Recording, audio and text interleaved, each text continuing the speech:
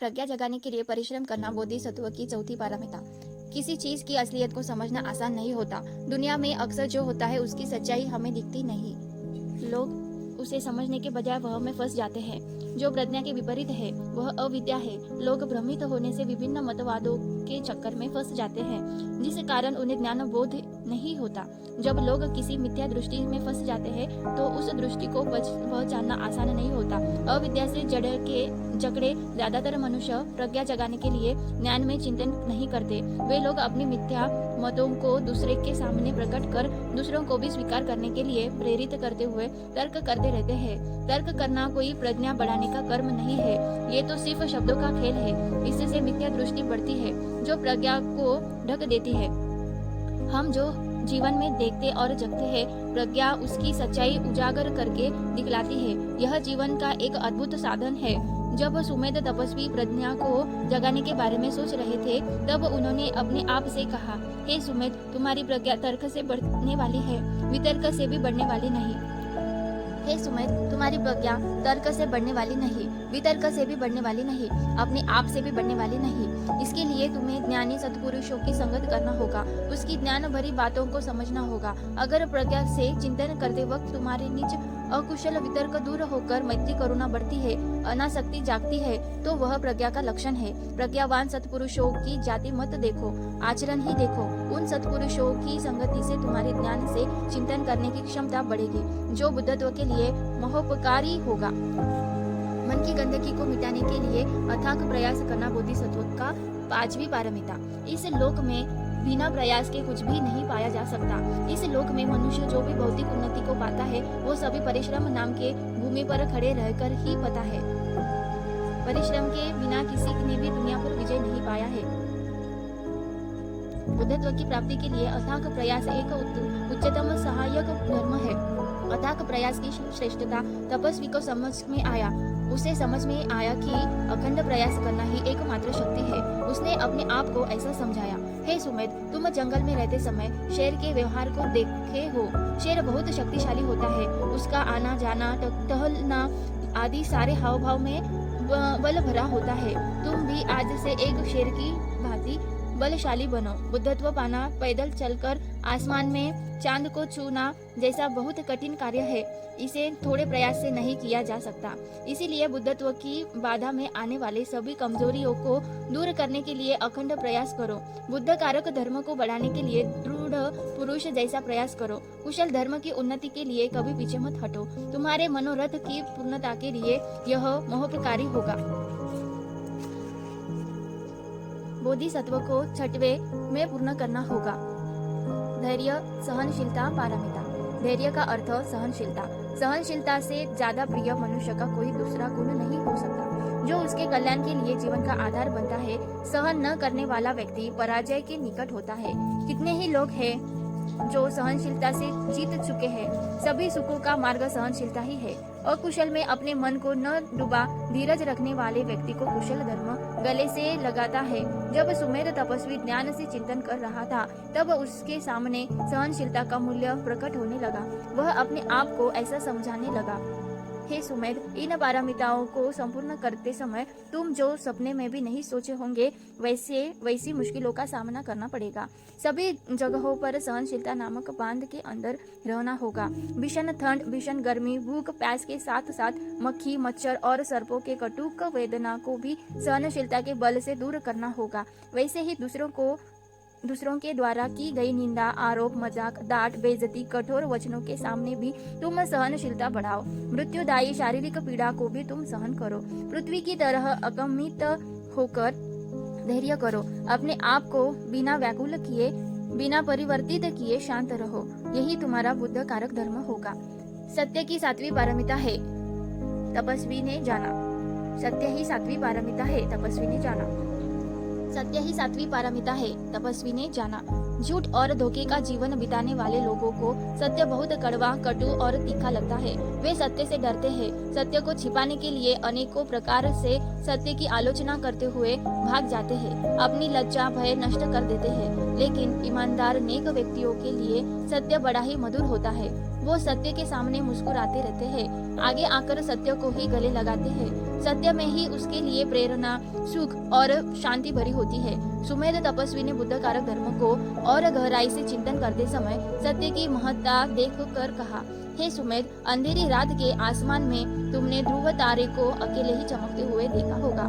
शीत, ग्रीष्म, वर्षा आदि किसी भी ऋतुओं में ये तारा अपने गमन मार्ग को बदलता नहीं, सिर्फ अपने ही मार्ग पर जाता है।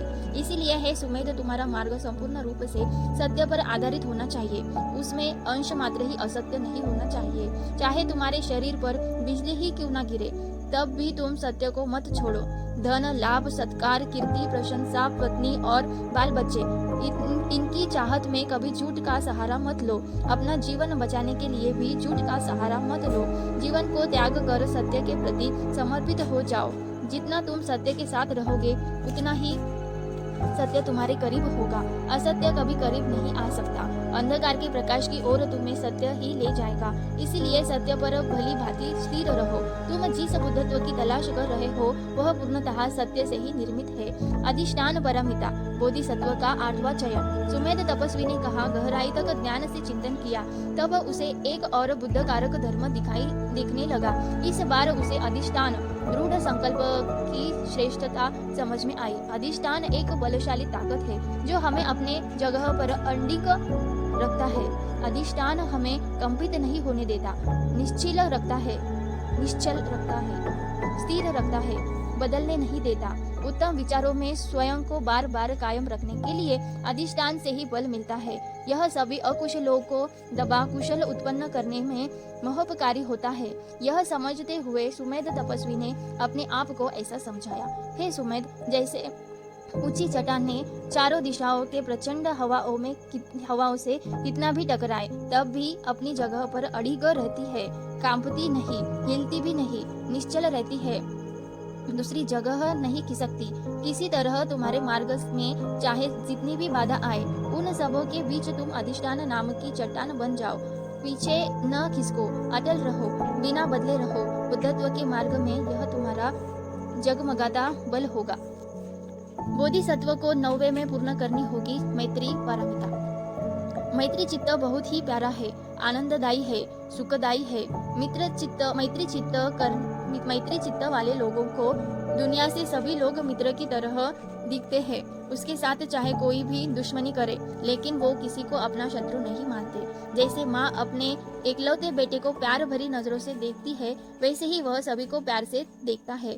जैसे कोई काना आदमी अपनी एक आंख की रक्षा करता है, वैसे ही वह सभी प्राणियों की रक्षा करता है, बचाता है। वह मैत्री चित्त फैलाता है। मैत्री चित्त ग्रीष्म और दाह को बुझाने वाली शीतल वर्षा के समान है। बोधिसत्व का सारा आचरण मैत्री चित्त से ही निर्मित होता है। उसका मैत्री चित्त किसी दृष्टि या तर्क में उलझा नहीं होता। यह एक सुंदर भावनात्मक गुण है। इसे भली भांति समझने में सुमेध तपस्वी समर्थ हुआ। हे सुमेध, तुम हिमालय वन में रहते वक्त वहां बहते ठंडे झरने से स्नान किया हुआ समय याद करो। उस समय वहां के सभी तपस्वियों ने उसमें स्नान किया। उस झरने के पास जितने लोग जाते, उन सबको वह झरना एक समान भिगोते हुए बहता था। उस झरने से केवल तपस्वी जन ही नहीं, बल्कि शिकारियों ने भी स्नान किया। अच्छे बुरे सभी लोग स्नान किए। उस समय वह ठंडा झरना बिना भेदभाव किए एक समान सबके शरीर को भिगोते हुए बही, बिना बदले सबको शीतलता प्रदान की। इसीलिए है सुमेध, आज से तुम भी सभी प्राणियों के प्रति एक भाव से मैत्री चित्त फैलाओ। केवल मैत्री चित्त वाले लोग ही बुद्धत्व की प्राप्ति करते हैं। बोधिसत्व की 10वीं अंतिम पारमिता है उपेक्षा। उपेक्षा एक दुर्लभ मनोभाव है। उपेक्षा के साथ जीने वाला व्यक्ति सबके बीच बिना कंपित हुए, बिना उथल पुथल के, बिना चंचल हुए शांति से रहता है। दुख में रोने वाला और सुख में झूमने वाला व्यक्ति कभी भी उपेक्षा को पहचान नहीं सकता, वह उसे समझ भी नहीं सकता। उपेक्षा में स्थित रहने वाले लोगों के मन में एक अद्भुत शांति होती है। पहाड़ों के बीच एक झील है जो हवाओं से कभी हलचल नहीं होती। उस झील में चंचलता न होने के कारण अद्भुत शांत भाव दिखता है। उपेक्षा मतलब बिना चंचलता से जीना। सुमेध तपस्वी ने अपने आप को ऐसा समझाया, हे सुमेध, तुम खुशियों से गदगद ना होकर हमेशा उपेक्षा भाव में रहो। खुद में शोक मत करो, बिना रोए बिना विलाप किए, बिना आहो भरे मध्यस्थ रहो। सुख दुख के बीच उपेक्षा का अभ्यास करो। सुमेध तपस्वी इन सबको अलग अलग कर समझने में सक्षम था। उसने और गहराई से चिंतन किया। 11वां बुद्ध कारक धर्म है क्या? उसने बार बार सोचा। उपेक्षा पारमिता से आगे उसे कुछ न दिखा। तब उसने ऐसा सोचा, ये निश्चित बुद्ध बनेगा। किसी बुद्ध के मुख से ऐसी भविष्यवाणी सुनने वाले बोधिसत्व को इन 10 पारमिताओं के अलावा कुछ और नहीं दिखता। केवल ये 10 पारमिताएं ही दिखती है। ऊपर आसमान या नीचे धरती पर दिशा अनुदिशा हो, इन 10 पारमिताओं के अलावा संपूर्ण करने के लिए और कुछ भी नहीं है, ऐसा उसे समझ में आया। वह शुरू में अंत तक, शांत से अंत से शुरू तक बार बार अच्छी तरह से 10 पारमिताओं का चिंतन करना शुरू किया। 10 पारमिताएं पूर्ण करनी होगी, ऐसी भावना उस समय सुमेध तपस्वी की त्वचा, मांस, नस, हड्डियों को छेद कर हड्डी मज्जा के अंदर तक गहराई से समा गई। इस अद्भुत पुरुष की भविष्यवाणी स्पष्ट रूप से पहली बार सुनाई पड़ी, वह भी दीपंकर भगवान बुद्ध के मुख से। किसी बुद्ध से इस तरह मिलने के बावजूद भी बुद्ध शासन के बाहर बोधिसत्व तपस्वी बनकर रहे, यह असंभव है। इसीलिए निसंदेह ही इन्होंने उस जन्म में दीपंकर बुद्ध शासन में प्रवज्जित होने के बारे में सोचा ही होगा। आश्चर्य मनुष्य की पारमिताओं की पूर्णता। उसके पास जीवन का कोई उद्देश्य नहीं, वह बिना पाल के नाव की तरह है। नाव में अगर लंबा चौड़ा कपड़ा न बंधा हो तो वह समुद्र की लहरों में इधर उधर भटकते रहता है। जाने की दिशा नहीं जानता, कोई मोड़ भी नहीं दिखता। लेकिन ये आश्चर्य मनुष्य जिस दिन दीपंकर बुद्ध से अपनी पहली व्याख्या सुनकर स्वयं ही ज्ञान से चिंतन कर उन 10 बुद्ध कारक धर्मों को पहचाना, उस दिन से उसके मन में जो बात गहराई से बैठ चुकी थी, उन पारमिताओं को उसने जन्मों जन्म में पूर्ण किया। पारमिताओं को पूर्ण करते वक्त उन्होंने अविश्वसनीय, असामान्य, अद्भुत कुशलता का प्रदर्शन किया। सच में यह आश्चर्यजनक है। यहाँ तक कि जब वे पशु योनि में जन्म पाए तब भी अपनी पारमिताओं की पूर्ति के लिए अपने दृढ़ संकल्प से पीछे न हटे। दीपंकर बुद्ध से मिलने के बाद 100 या हजारों लाखों कल्प नहीं, बल्कि एक असंख्य कल्प तक बिना किसी बुद्ध से मिले वे संसार में भटकते रहे। कई जन्म पाकर उन्होंने दुख कठिनाइयों का सामना करते हुए पारमिता धर्मों को पूर्ण करते हुए आगे बढ़े। 2 आश्चर्य मनुष्य का एक साथ जन्म। आश्चर्य मनुष्य की विशेषताएं है उनके पूरे शरीर पर विशेष लक्षणों का अंकित होना। इन लक्षणों को महापुरुष लक्षण कहा जाता है।